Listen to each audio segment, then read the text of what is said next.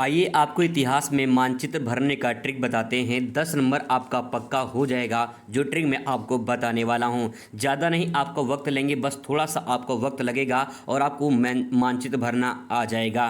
तो सबसे पहले यहाँ पे मैं मानचित्र 2025 में जो पूछे गए थे उसी सेट को उठाता हूँ और आसानी से आपको समझाने का पूरा प्रयास करता हूँ। यानी 2025 में जितने भी क्वेश्चन पूछे गए हैं वो हम यहाँ पे कवर करने वाले हैं।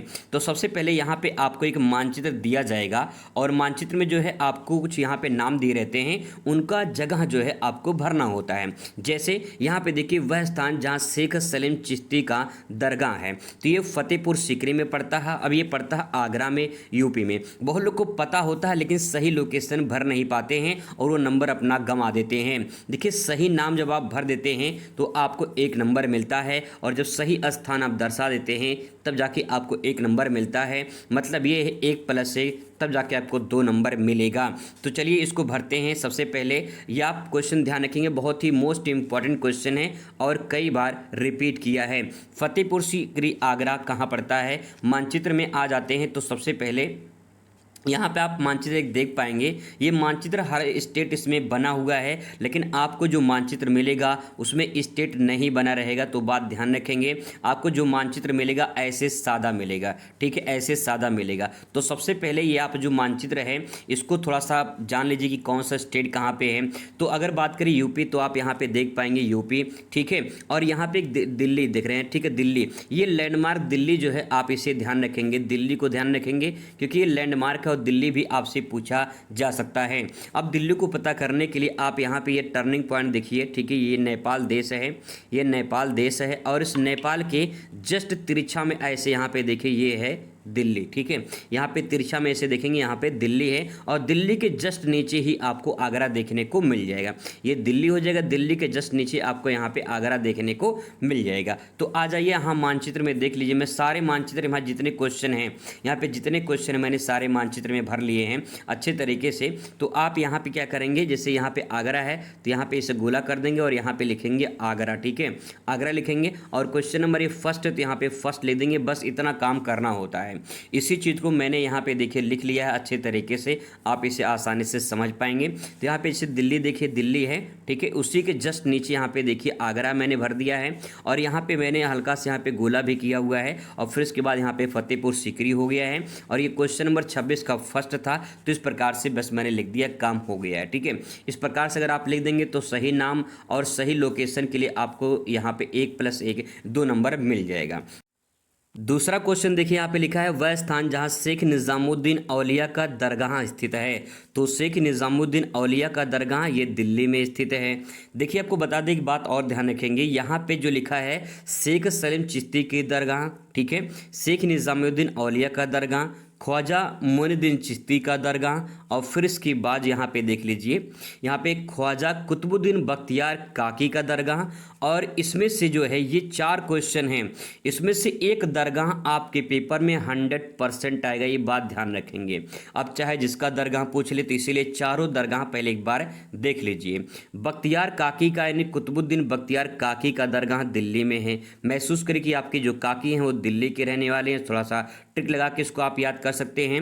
और मोइनुद्दीन चिश्ती, ठीक है, जो मोइनुद्दीन चिश्ती हैं वो अजमेर के रहने वाले हैं। तो इस प्रकार से अजमेर का इनका दरगाह हो जाएगा। निज़ामुद्दीन औलिया दिल्ली हो जाएगा और शेख सलीम चिश्ती जो है यहाँ पे ये आपका फतेहपुर सीकरी हो जाएगा। तो पहला तो देख लिए हैं, दूसरा निज़ामुद्दीन औलिया भरना है। तो आ जाते हैं मानचित्र पे। यहाँ पे आप देख पाएंगे ये निज़ामुद्दीन औलिया दिल्ली में है, तो आप यहाँ पे दिल्ली जो है इस प्रकार से भर देंगे।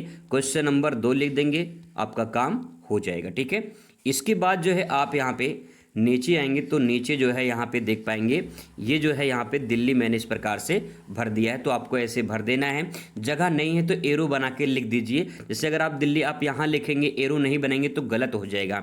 ठीक है, एरो बना देंगे, इस प्रकार से एरो बना देंगे तो आपका राइट आंसर होगा क्योंकि आपने सही तरीके से फिल किया है। ठीक है, इस प्रकार से आपको भरना है। और फिर इसके बाद ऐसे ही आप यहाँ पे तीसरा क्वेश्चन देखेंगे, वह स्थान जहाँ शेख मोइनुद्दीन चिश्ती का दरगाह है।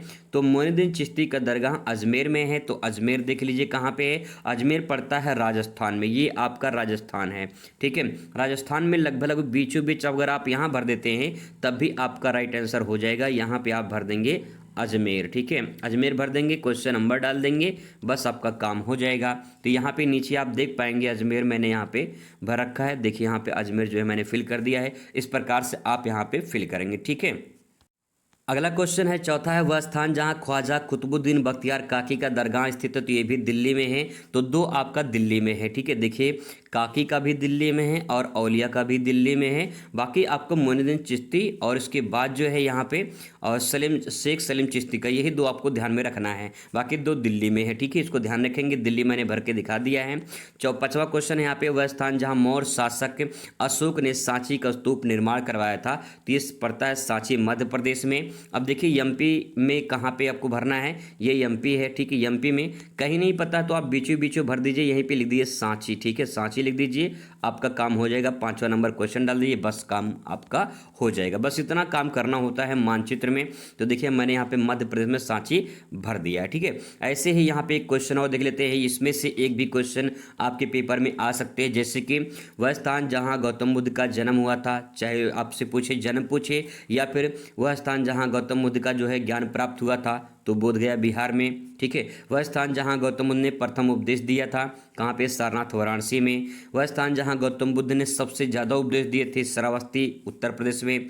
वह स्थान जहां गौतम बुद्ध का महापरिनिर्वाण हुआ था, कुशीनगर उत्तर प्रदेश में। इसमें से पांचों में से एक क्वेश्चन 100% आपके पेपर में। अब इसको मानचित्र भरना है, तो यहाँ पे देखिए वह स्थान जहाँ गौतम बुद्ध का जन्म हुआ था लुम्बिनी नेपाल में पड़ता है। तो सबसे पहले आपको नेपाल ढूंढना पड़ेगा। तो नेपाल मैंने आपको बताया था, इस वाले मानचित्र में देख लेते हैं। तो यहाँ पे देखिए ये नेपाल देश है। ठीक है, ये नेपाल देश है और नेपाल के लगभग बीचों बीच अगर आप यहाँ पे फिल कर देते हैं और यहाँ लिख दीजिए लुम्बिनी। ठीक है, यहाँ पे लिखेंगे लुम्बिनी और क्वेश्चन नंबर फर्स्ट है तो यहाँ पे फर्स्ट लिख देंगे, बस काम हो गया। ठीक है, बीचों बीच भर देंगे, आपका 100% राइट आंसर हो जाएगा। ठीक है, आगे यहाँ पे देखिए अगला क्वेश्चन है कि वह स्थान जहाँ गौतम बुद्ध का जो है ज्ञान प्राप्त हुआ था, बोधगया बिहार में। तो बिहार आपको फिल करना है, तो यहाँ पे इस मानचित्र में देख लेते हैं बिहार। तो देखिए नेपाल का जो आधा हिस्सा है, देखिए ये बिहार है। ठीक है, और ये यूपी है। तो आधा हिस्सा ये नेपाल का बिहार साझा करता है, आधा हिस्सा यूपी साझा करता है। तो बीच में यहीं पे आप दर्शा दीजिए, नहीं पता है तो यहीं पे दर्शा दीजिए। यहाँ पे लिखिए बोध गया। ठीक है, यहाँ पे लिख दीजिए बोध गया। क्वेश्चन नंबर 2 है तो क्वेश्चन नंबर आप यहाँ पे 2 लिख दीजिए। ठीक है, पेन से आप मानचित्र भर दीजिए, कोई दिक्कत नहीं होगा। इसके बाद यहाँ पे दोस्तों बात करते हैं तीसरे क्वेश्चन पर, वह स्थान जहाँ गौतम बुद्ध ने प्रथम उपदेश दिया था सारनाथ वाराणसी में, तो पड़ता है यूपी में। अब यहाँ पे आपको यूपी में भरना है, तो यहाँ पे यूपी आप देख लीजिए, ये आपका यूपी हो गया और आपको वाराणसी भरना है यहाँ पे एमपी के साइड में। तो आप यहाँ पे वाराणसी इस प्रकार से यहाँ लिखिए वाराणसी, या सारनाथ भी भर सकते हैं। क्वेश्चन नंबर जो भी रहेगा थर्ड है मान लो, तो थर्ड यहाँ पे लिख देंगे। ठीक है, आपका काम हो जाएगा। इसके बाद यहाँ पे दोस्तों बात करते हैं अगले क्वेश्चन पर। क्वेश्चन अगला है कि वह स्थान जहाँ गौतम बुद्ध ने सबसे ज़्यादा उपदेश दिया था, श्रावस्ती, ये भी पड़ता है यूपी में। तो श्रावस्ती कहाँ पे है, तो ये भी नेपाल का बॉर्डर है श्रावस्ती। ठीक है, तो यहाँ पे देखिए लगभग आप नेपाल के बॉर्डर में इसको दर्शा दीजिए। तो यहाँ पे आप लिखिए श्रावस्ती। ठीक है, यहाँ पे लिखेंगे श्रावस्ती। क्वेश्चन नंबर 4 है तो 4 आप यहाँ पे लिख देंगे। ठीक है, इसके बाद पांचवा क्वेश्चन आपका यहाँ पे है। पांचवा क्वेश्चन कह रहा है वह स्थान जहाँ गौतम बुद्ध का महापरिनिर्वाण प्राप्त हुआ था, कुशीनगर, ये भी पड़ता है यूपी में। तो आपको यहाँ पे भरना होगा यूपी। ठीक है, सबसे ज़्यादा यूपी में ही पूछ रहा है, तो कुशीनगर में आप जो है यूपी लगभग यहाँ दर्शा दीजिए।